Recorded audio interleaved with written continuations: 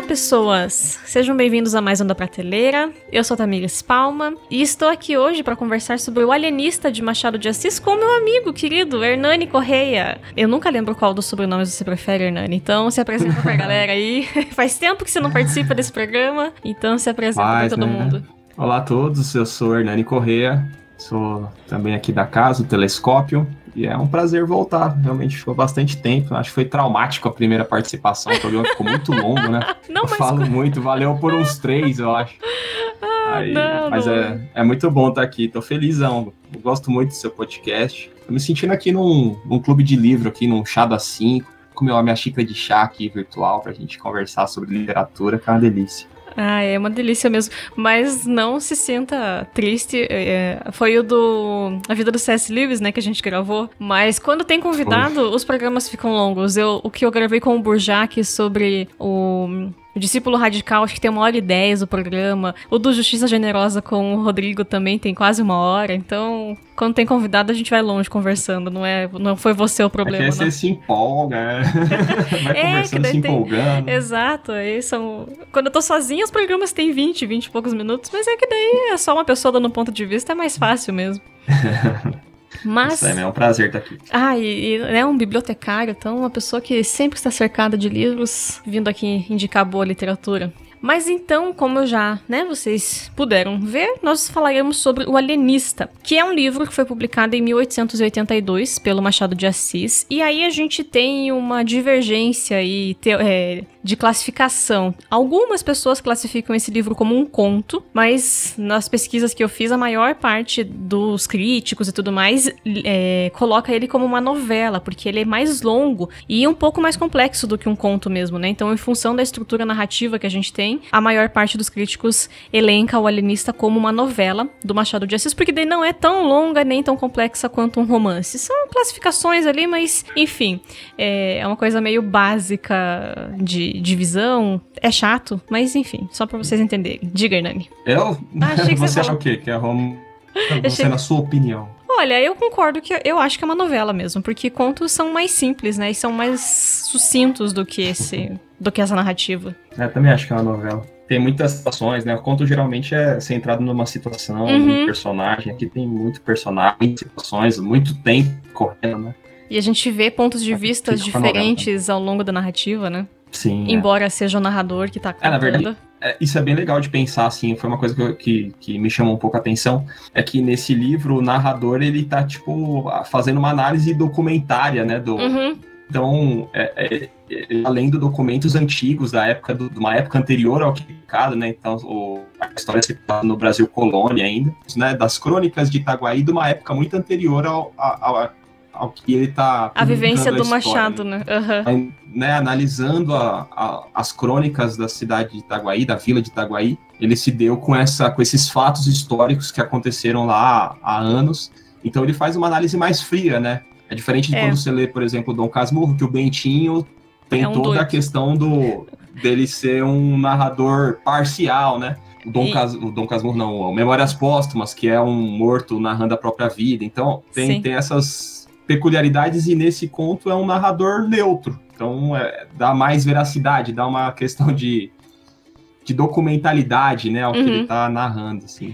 É legal pensar nisso. Mas eu achei muito curioso também, eu gosto disso, porque eu, pelo menos, eu tive contato primeiro com a trinca de ouro do Machado de Assis, né, que é Quincas Borba, Memórias Póstumas de Brás Cubas e Dom Casmurro, li na escola os 3, e depois reli algumas vezes. O Quincas Borba que eu nunca mais li, achei chato na época da escola, os outros 2 eu já li de novo. E a gente tem essa visão muito diferente aqui nessa novela mesmo, né, porque aí é esse narrador isento, na medida do que dá pra ser isento um narrador, contando essas histórias. Mas que histórias, né? Eu não li a sinopse do livro, então a gente já pensou um pouquinho sobre esse narrador, mas então, só pra vocês terem uma ideia do que é a história do livro. Eu li a versão da editora Antofágica, mas esse texto é um texto que já está em domínio público, então vocês encontram ele, como toda a obra do Machado de Assis, disponível de graça na internet. A da Antofágica é legal por 2 coisas. Ela tem textos de apoio,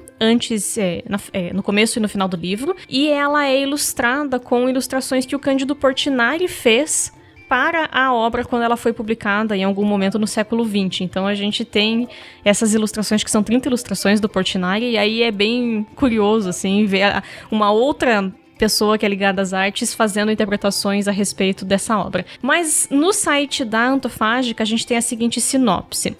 Com quantos doidos se faz uma cidadezinha? É o que está prestes a investigar o ilustre Dr. Simão Bacamarte, renomado médico com estudos no exterior, que funda na vila de Itaguaí a Casa Verde, instituto onde pretende estudar e tratar todos os que sofrem de transtornos mentais. Todo tipo de gente é enviado aos cuidados do doutor, que passa também a enxergar em seus vizinhos e conhecidos o perigoso traço da loucura. Então a gente tem esse homem que é médico e ele estudou em Portugal, ele foi próximo do rei, e o rei, quando ele fala que vai voltar pro Brasil, o rei promete mundos e fundos e quer que ele assuma a faculdade, e aí ele fala que não, que o espaço dele, o universo dele é a vila de Itaguaí, ele tem que voltar para lá para fazer medicina. Então ele é uma pessoa de renome na sua vila e tudo mais, e ele começa a se dedicar, porque ele é muito metódico, muito certinho, e aí ele decide investigar e começar a estudar a loucura. E para ter certeza em método científico e como fazer uma ideia de comparação de casos e analisar, né, evolução e tudo mais, ele propõe à Câmara dos Vereadores que se faça uma casa para recolher os doudos. Na minha versão, pelo menos, eu cito doudos. E aí, a ideia é porque ele, né, como disse o Hernani, o narrador, ele tá contando como se fosse um registro até meio jornalístico.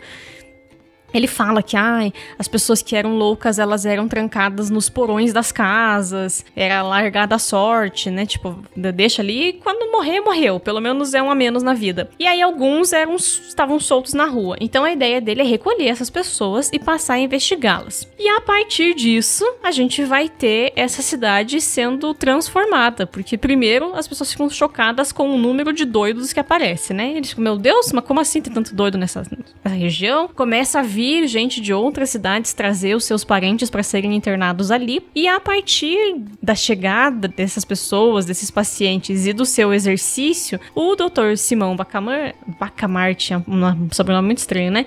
Ele começa a expandir aquilo que ele considera loucura. E essa história terá duas grandes reviravoltas que eu acho que a gente não vai abordar, porque senão vai perder graça, mas é a partir disso que a gente tem, é essa premissa do livro. Então, além da questão do narrador, Hernani, quer comentar mais? O que mais você quer comentar, por enquanto? Nossa, você falou, a gente não vai falar, deu até um frio na barriga, assim, né, de não estragar a experiência de quem for convencer a pessoa a ler o livro, né, até onde a gente pode ir, porque a história é tão curta e tem essas reviravoltas tão bem significativas, marcadas, assim, né? Mas que você deu um bom resumo. Acho legal o Simão Bacamarte, ele, pelo menos na minha leitura, assim, é um personagem que ao longo do livro você vai desconfiando e confiando nele em diferentes momentos, assim, você vai acompanhando um pouco do sentimento do povo de Itaguaí, que você começa, peraí, por que esse cara tá fazendo isso, né? Uhum. Mas, de fato, ele é um personagem, assim, ultra devoto à ciência, ao conhecimento, assim, em níveis extremos, né? Logo no começo do livro, ele escolhe a Dona Evarista para se casar, e a Dona Evarista é uma viúva e ela é feia, né? Sim. Pelo que o livro conta. E aí questionam ele, falam, cara, por que você vai casar com ela? Fala, não, ela tem bom sono, ela tem bom pulso, ela tá apta a me dar filhos descendentes tem mais, saudáveis. Né? Ele fala do pulso, ele fala que não sofre de prisão de ventre, alguma coisa do tipo. Então funciona, então, tipo, tá tudo funcionando. Então. E ele fala, então ela tá apta a me dar filhos, e ele ainda comenta, né, não com essas palavras que eu tô de memória aqui, mas ele fala, isso, ela não ser bonita é bom que não me distrai para as coisas realmente importantes, que é a ciência e o conhecimento e tal. Então, até isso, logo no comecinho do livro, já mostra a personalidade dele, né? A devoção dele à ciência, ao conhecimento. E aí ele se casa com a Dona Evarista. A Dona Evarista não tem filhos, né? Então não adianta. Mas aí, o livro coloca ali, né, que ele também tentou investigar o que podia ser feito, passa uma dieta específica pra ela e ela não cumpre, né? Então ali ela também não tentou ajudar. Mas aí, como não dá certo, ele começa a se aprofundar ainda mais nas ciências, e aí que ele escolhe, né, se dedicar ao estudo da loucura, né, desses distúrbios. É legal pensar também que no final do século XIX, essas ciências, né, psicanálise, tudo isso era muito incipiente, assim, não existia um conhecimento profundo como o de hoje, né, até essa questão manicomial, que é uma das temáticas do livro e até algumas das discussões que ele pode propor.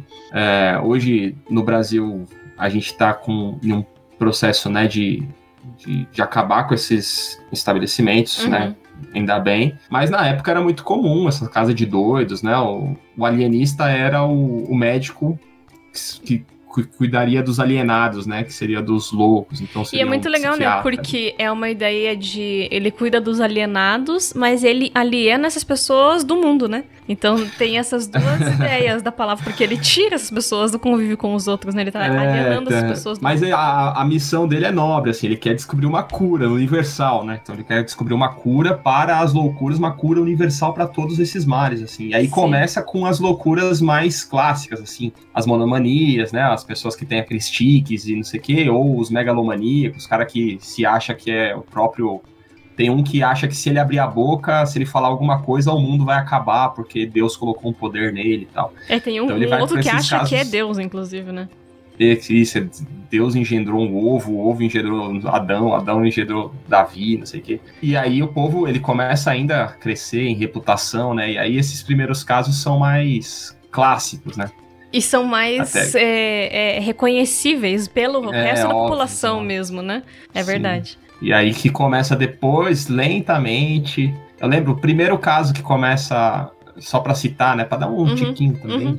Que é o caso daquele... Putz, eu não vou lembrar o nome exatamente. Desculpa que minhas anotações... Eu falei, eu vou anotar pouco pra não falar muito, mas aí fica com esses... Mas enfim, é um cara que eu acho que é Coelho. O da casa? Que ele... Não, da casa é Mateus, que é o albardeiro, né? Mas tem o que ele ganha uma herança e fica muito rico, mas aí ele começa a distribuir. Eu acho que é Coelho. Ele começa a emprestar sem juros e as pessoas, né, não pagam ele e ele, em um pouco espaço de tempo, ele fica pobre. E aí o alienista olha e fala, não, isso aí claramente é um sinal de desequilíbrio, né? Alguém que faz isso, porque até as pessoas falavam, não, ele trata bem as pessoas porque ele tem interesse em receber de volta. Aí ele é muito nobre, eu acho que é Coelho, esse personagem ele é muito nobre e fala, então eu perdoo a dívida só pra provar que ele é um espírito elevado e tal. E aí o alienista vai e prende ele na Casa Verde. E aí todo mundo fala, poxa, mas o cara é tão bom. Aí é engraçado porque daí uma parente dele vai, uma tia, uma irmã, a prima. Vai no alienista, a prima vai e fala, você prendeu ele, mas ele não é culpa dele, é porque tem uma maldição sobre a nossa família. Conta o caso lá de que um mendigo amaldiçoou o tio deles e por isso eles estão fadados a ser pobres, assim, é por essa maldição. Aí o alienista, nossa, que interessante e tal, trata ela super bem, pede pra ela acompanhar e tranca ela na Casa Verde também, porque ela também tá com desequilíbrio. Então é a partir desse primeiro caso que começa... O nome do personagem é Costa, mas... Costa. Então é a partir desse caso que ele começa a ampliar, né? E aí também essa discussão, o que é loucura? Qual que é o limite da loucura, né? Sim. Tem uma frase muito... um pouco antes dele apreender o Costa e a prima, mas ele tá conversando com um amigo dele e fala assim, a loucura, objeto de meus estudos, era até agora uma ilha perdida no oceano da razão. Começo a suspeitar que é um continente. Então essa ideia de que é muito mais amplo do que a gente imagina, né? E o capítulo em que o Costa é preso, e aí a sua prima também, é intitulado O Terror, que é uma alusão ao período do terror da Revolução Francesa, né, em que a gente teve dezenas de milhares de pessoas sendo guilhotinadas, onde os jacobinos começam a perseguir um monte de gente e tudo mais. E é o que se espalha ali na região, né? Esse medo, esse terror, porque parece que não tem mais critérios, parece que o doutor Bacamarte, eu não, como que é mesmo? Bacamarte. Eu anotei errado. Ele não tem mais critérios e tudo mais, né? Só que eu queria voltar numa coisa que você falou um pouquinho antes, essa ideia da psicanálise. Porque o livro foi publicado em 1882, e aí eu fui atrás meio que a história do Freud, né? E o Freud, ele se forma em medicina depois. Ele se forma em medicina 2 anos depois da publicação do livro, ele se forma em 1884, então esse método científico que o Bacamarte tem ali no Brasil colônia, ele é claramente uma visão do Machado de Assis do final do século XIX, né? Ele coloca um monte desses itens no passado ali, só que mesmo assim não havia nem a primeira discussão do que o Freud tinha proposto, né? Ele tira, de fato, claro que a gente devia ter já pensamentos e, né, o Freud não tira tudo do nada, mas é muito interessante, né? Porque o Machado de Assis foi também tradutor, né? Então talvez ele tenha lido vários textos europeus que abordassem de alguma forma essa questão da medicina psiquiátrica, né? Ainda muito incipiente, mas que incentiva ele a escrever uma história analisando essa perspectiva. Sim. E é uma crítica também a um cientificismo, assim, exagerado que era presente no final do século XIX. Positivista, né? Então, e até complicado, tava durante as reflexões, assim, pra gravação, eu falei, caramba, é meio que uma crítica ao cientificismo e a gente tá num momento tão delicado, né, de questionamento, mas é óbvio que a gente tá separado 140 anos dessa história, né, e daquele momento, assim, o cientificismo que nessa época da virada para o século XX justificou algumas das maiores atrocidades da humanidade, né, então o Machado observando isso, porque assim, a justificativa do Bacamarte é sempre que a ciência ela é soberana neutra sobre qualquer outra razão, né? Tipo, qualquer outra justificativa ou argumento. E ela é neutra, né? Então, assim, ele defende que não há interesses na ciência. E o que a gente não, então, né? Sempre tem, né? Mesmo que os interesses sejam positivos, existem interesses na ciência, né? Sim, sim. Em nome da ciência, justificava-se qualquer coisa. Então, é uma das coisas que ele acrescenta. Eu nem acho que é a mais interessante, porque a novela permanece tão relevante e interessante, eu acho que por motivos que extrapolam isso. Mas que naquele momento era legal pensar, né? Que ele estava ali questionando essa ideia de que, em nome da ciência, faça qualquer coisa também. É uma das questões que ele levanta na história. E é uma ciência feita de maneira né, do jeito que o Dr. Simão faz ali, ela é descolada da compreensão da vida das pessoas mesmo, né? Ele é tipo, não, tem isso aqui, não importa o que as pessoas pensam, como que as pessoas vivem, ele é muito... É o que você falou, assim, da ciência tá acima, a ciência é superior demais aos outros e, portanto, ela não pode ser questionada, né? Além disso, eu gostei muito da história porque é um texto que é curto, então, como a gente já discutiu ali no comecinho, ele é menor do que um romance, ele é fácil de ler. Eu achei um texto bem menos complexo do que Dom Casmurro, por exemplo, que aí a gente vai e volta na cabeça do Bentinho e ele fica dando 1000 referências, embora tenham referências, várias aqui nesse livro, como, por exemplo, o período do terror da Revolução Francesa. Nessa edição que eu li da Antofágica, as coisas mais difíceis têm notas, então tem várias notas que vão explicando as referências, coisas em latim, coisas em italiano que aparecem no livro. Mas eu achei uma história muito gostosa, sabe? Um fluxo muito gostoso. A gente vai seguindo pra onde o autor tá nos levando, assim, sem questionamento. A gente vai indo e vai comprando a história. Então, isso me marcou muito, assim, porque é uma quebra. Não que eu amo Dom Casmurro, mas eu acho que sim, é um texto difícil para uma pessoa que é iniciante na leitura de se ler, assim, mesmo, né, ele tem capítulos curtos e tal, mas ele é tenso, para quem não tem o hábito ali. Agora, esse texto aqui, eu achei um texto que é realmente fácil, mesmo para uma pessoa que tá entrando no mundo da leitura, é uma leitura que vai, assim, é uma leitura gostosa, uma leitura que flui, e gostei demais. Putz, é muito engraçado, né? O jeito que o Machado escreve, e ele é muito... Ele é muito inteligente, assim. Né? Todas as críticas, né? As coisas que vão acontecendo, assim, é de uma maneira tão irônica e vai deixando a história gostosa mesmo, assim. É uma história curta e você lê tranquilo, assim, em uma cadeirada, né? Você senta e consegue ler porque a história vai te puxando, assim. Então tem um vocabulário de 140 anos atrás, às vezes você vai ter alguma palavra que você não vai... Mas, assim, nada que uma gulgada rapidinha não te resolva, assim, sabe? Sim. Então, é um bom texto de entrada pro Machado de Assis, assim. Faz parte da fase mais gostosa do Machado pra mim, né? Que é a fase realista, então... desses textos mais clássicos dele, todos são dessa fase realista, então ele tava jogando com a 10 ali já, né? Já tava jogando solto, então tava legal. E aí essa questão é muito gostosa mesmo, do livro ser engraçado, dele ser irônico, dele ser divertido. E uma outra coisa que eu gosto mais, até que eu antecipei antes, que tem essa questão manicomial, mas assim, a questão política que o livro levanta, e aí até alguns críticos do Machado vão questionar que ele não tinha muito engajamento e tal, até... Enfim, fofocas literárias, Sim. né? Tipo, acho que o Mário de Andrade não gostava porque achava que ele não tinha comprometimento com as revoluções necessárias. Mas, enfim, pô, esse livro tem uma crítica política tão engraçada, inteligente, sabe? Uhum. E que faz dar esse tempero pra história, assim. Só pra dar uma das partes que eu mais gosto.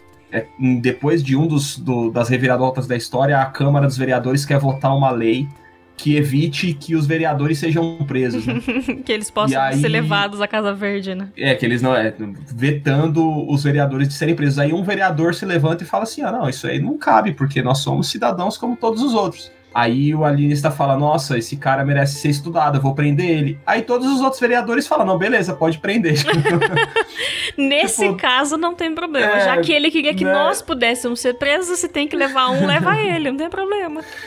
Então, essas questões dessa ironia, né? A revolta dos canjicas que acontece, e aí é outra relação com a Revolução Francesa, né? Que toda...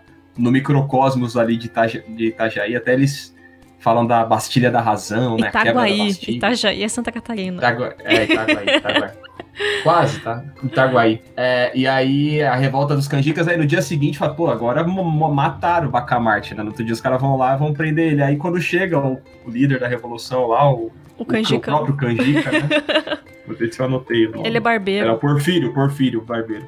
Ele chega lá e fala, pô, acabou a história, vai prender o alienista. Ele chega, não, vamos conversar e tal, porque o cara tem prestígio na cidade. Então, assim, essas questões políticas que envolvem a história são muito divertidas. Sim. E valem, assim, muito. Eu acho que hoje esse texto ganha mais, na minha leitura, né? Uhum. Mais destaque por essas questões que estão mais próximas da gente, né? Que é a questão política e tal. Sim.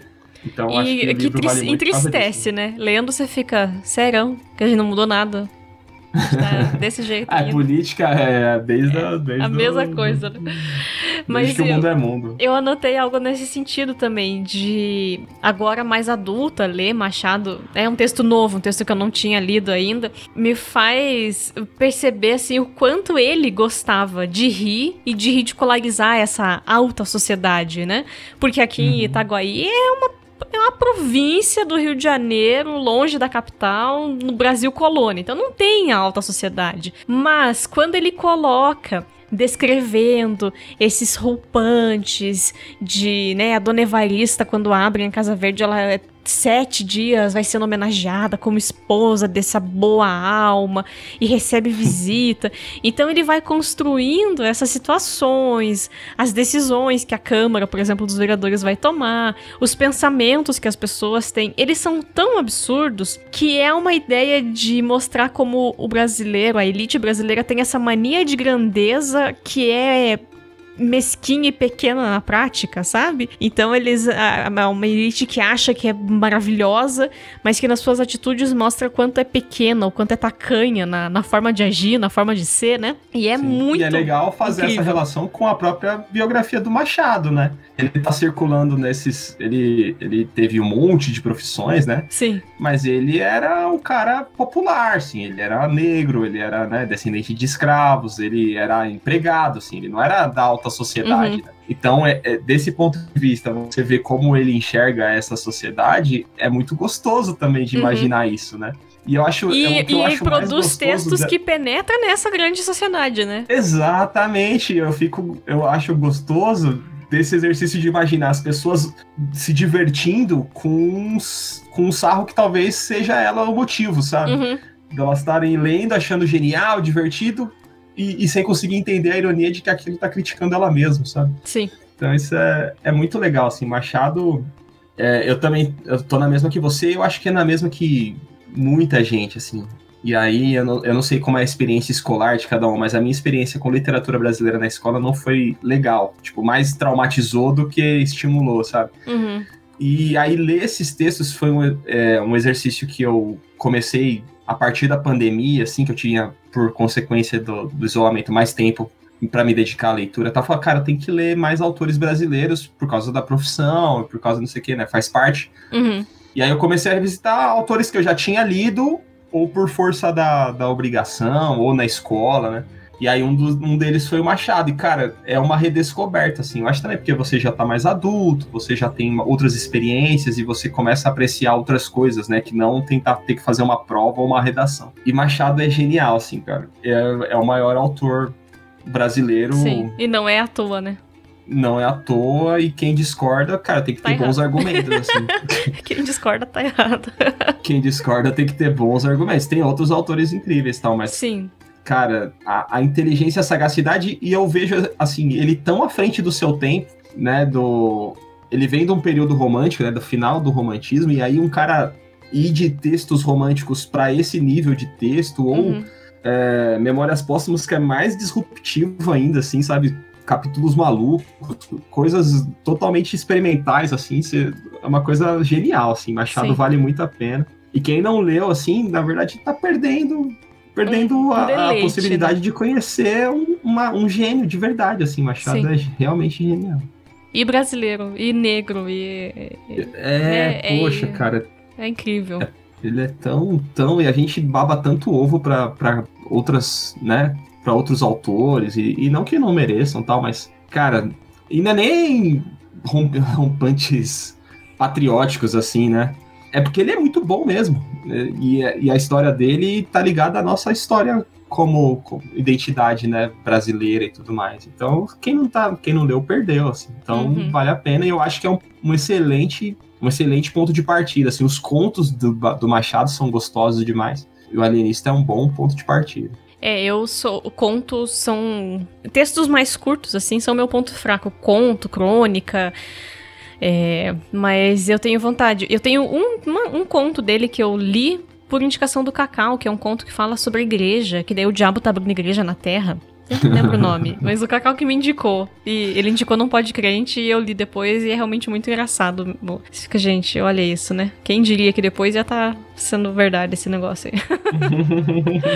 Ai. Mas a gente disse que não vai falar das reviravoltas, que são 2 grandes reviravoltas no livro, mas eu adianto que quando eu terminei ele, as 2 reviravoltas que tem me fizeram lembrar do Cartas de um Diabo a Seu Aprendiz, do C.S. Lewis. Porque há uma subversão na ordem da história que você não tá esperando, ela pega a gente no contrapé, e aí você fica, sério? Sério mesmo? Como assim? Como que fica isso? Então, é óbvio que o Machado de Assis não se inspirou no C.S. Lewis, o C.S. Lewis, né, veio bem depois. Mas a gente tem esse ponto da ironia fina, da ironia que é... Eu acho que os autores, eles gostavam, né? Era o deleite deles, era escrever essas coisas. E aí me fez associar com o Cartas de um Diabo a Seu Aprendiz por ter essa inversão de papéis na narrativa que a gente estava esperando ou que estava seguindo até aqui. Então me lembrou disso também.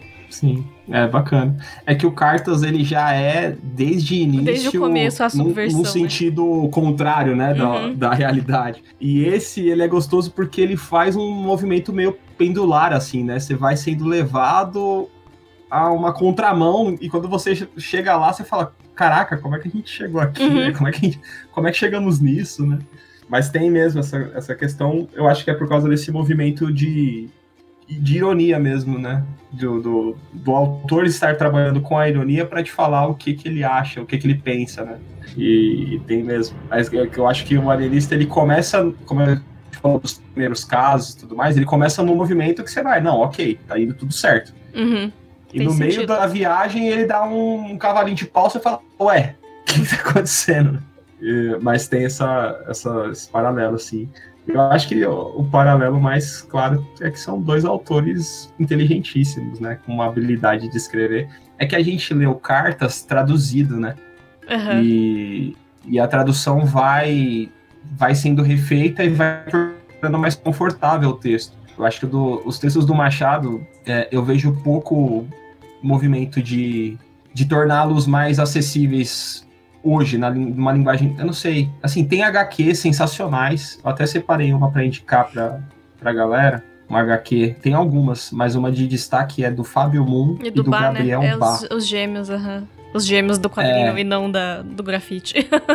Isso, eles têm uma HQ de 2007, que é do alienista e que é muito bem feita, que é bonita demais. Tem em bibliotecas, enfim, aqui as pessoas ouvem de diferentes lugares, né? Mas vale a busca, assim. Então, sabe, esses movimentos de tornar o Machado mais atraente para um público novo, diferente e tudo mais. E aí, quando você vai fazendo adaptações de texto estrangeiro, você vai traduzindo e você vai mudando para uma linguagem mais atualizada, né? Uhum. É difícil você falar uma criança de 16, um adolescente de 15 anos ler o vocabulário do século XIX.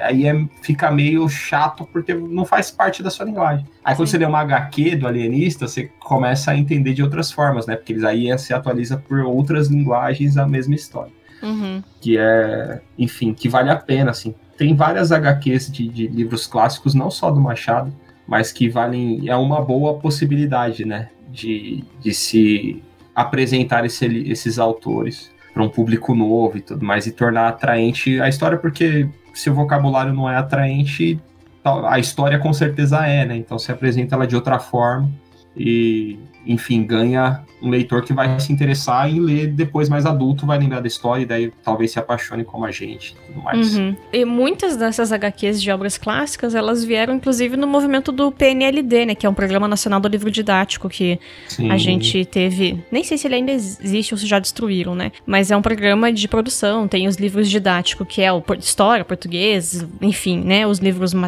de matéria, mas tem o PNLD literário, que daí você vai ter um incentivo do governo, no governo federal para a produção de obras literárias e de quadrinhos para que as crianças, para que tenham nas bibliotecas de escola. Então houve, eu não sei, provavelmente foi cortado o verbo, né? Porque tudo foi cortado o verbo nessa desgraça desse país. Mas é um programa antigo, é um programa que foi muito forte e que buscava trazer um pouco mais de acesso mesmo, né? Que a biblioteca daqui de Curitiba recebeu o mesmo nível da biblioteca de, sei lá, Uruguaiana, lá no Rio Grande do Sul. Porque aí você vai ter uma ideia de, os clássicos da literatura e tudo mais, né? Então, eu imagino que algumas dessas adaptações de quadrinho tenham sido feitas em parceria com o PNLD, né? Uhum. Tem várias mesmo. Tem até eu lembrei de um aqui, um livro do Moacir Ciliar, O Mistério da Casa Verde? O Mistério da Casa Verde, que é tipo um spin-off ali. Spin-off do século XX. Que eles, enfim, os meninos vão desvendar um mistério dessa Casa Verde lá de os meus alunos leram esse livro, eu não li ainda, mas é uma ideia de que, tipo, tem um grupo de meninos que quer poder fazer as bagunças deles sem o resto da cidade ficar enchendo o saco, né? E aí eu acho que eles invadem essa casa, né? Então. E aí é uma boa possibilidade, né, de se apresentar, né? Porque daí o adolescente lê essa aventura e vai semear ali a palavra. Sim. E Casa é uma outra alternativa legal. Sim. Mas além de tudo isso que a gente já falou, Hernanes, tem mais alguma consideração de por que as pessoas têm que dar uma chance e ler esse livro? Eu acho que os meus argumentos foram despejados na mesa e espero que alguém pesque algum aí. Mas, cara, como você falou, é um livro de domínio público, então toda a obra do Machado de Assis está no site do domínio público. Então, assim, baixa sem medo do pecado, assim, de ser castigado, porque você já pode baixar toda a obra do Machado de Assis. Então é fácil de acessar, fácil de encontrar, não é a leitura mais Machado e tal. E eu acho que todos esses argumentos aí são as minhas cartadas aí para tentar convencer a galera a dar uma chance, porque de fato vale a pena. Eu coloquei também, além de tudo que a gente já falou, o fato de que, né, amarrando, a gente até pincelou isso, que livros clássicos não viram clássicos à toa. Escritores clássicos não viram clássicos à toa, e esse é um dos que não foge à regra, então a gente consegue tirar reflexões, lições, sacadas, sabe, interessantes de... Olha, não é mesmo que o negócio é esquisito? A partir da leitura, a partir da representação social da vila de Itaguaí que ele faz, a partir das pessoas que são retratadas. a partir da forma como essas pessoas interagem. Então, esse dinamismo social, essa questão de politicagem, enfim, tem muita reflexão interessante que a gente consegue fazer, consegue transpor e parar e pensar um pouquinho na nossa realidade a partir desse texto que foi escrito há mais de 130 anos, 140 anos, que é realmente, faz 140 anos, né, esse ano, que é realmente muito engraçado, é divertido, é fácil. E como o Hernani colocou, sim, tem algumas palavras que complicam. Se você tá lendo na versão do Kindle, você não precisa nem abrir o Google, é só você clicar na palavra ali que o Kindle te dá, o dicionário já. Se você tá com o livro, uma busca rapidinha ali e segue a leitura adiante, porque também não é tanta coisa assim. Eu não achei que não é tão recorrente, né? Essa questão de palavras que são muito difíceis da gente ter no nosso cotidiano. Então, é uma leitura realmente fluida e gostosa de se fazer e engraçadíssima. Isso aí. Obrigada você que ouviu até aqui.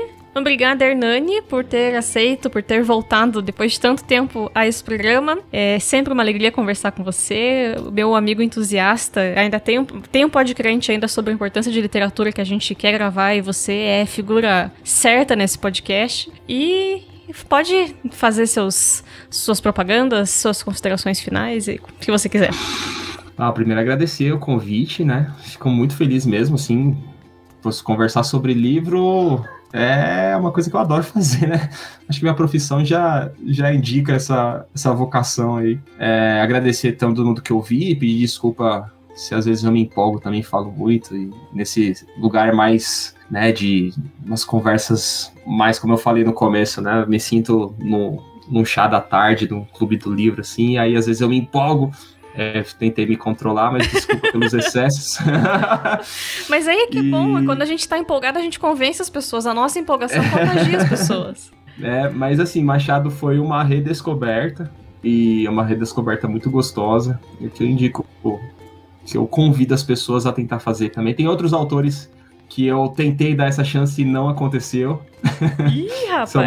São mais difíceis, mais polêmicos. Mas Machado, assim, pegou numa veia, assim, muito gostosa. Então, deem essa chance. Novamente, obrigado pelo convite. Eu tô no Telescópio, todo dia 10 aqui na Crentaços, né? Então, nos ouçam no mesmo feed que você tá ouvindo esse aqui. Todo dia 10 sai um papo nosso lá.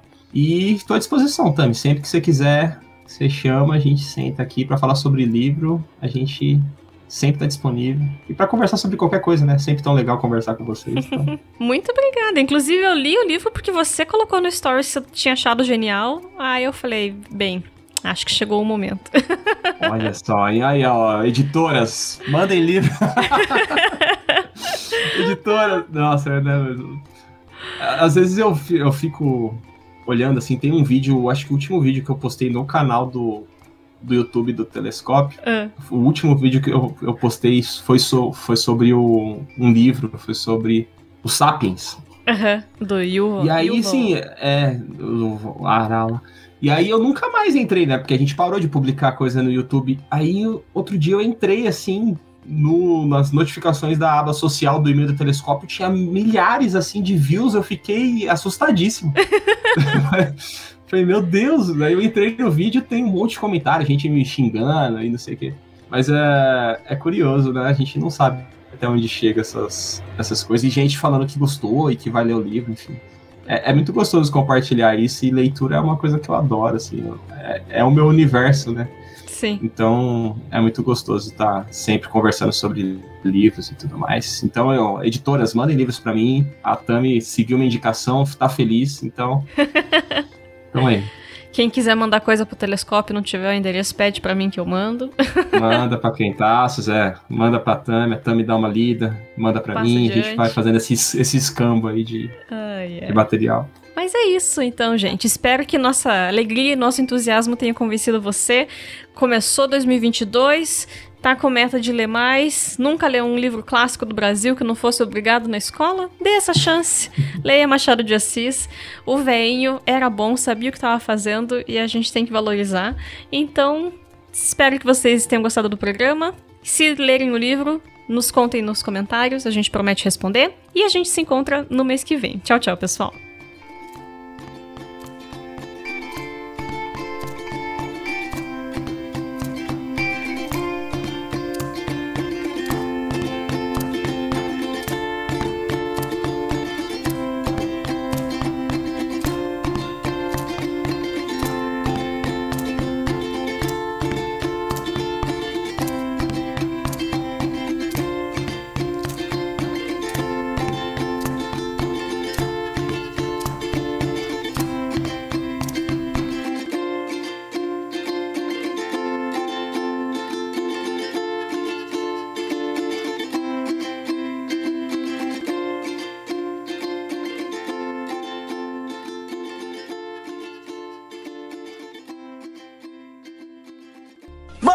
mamãe!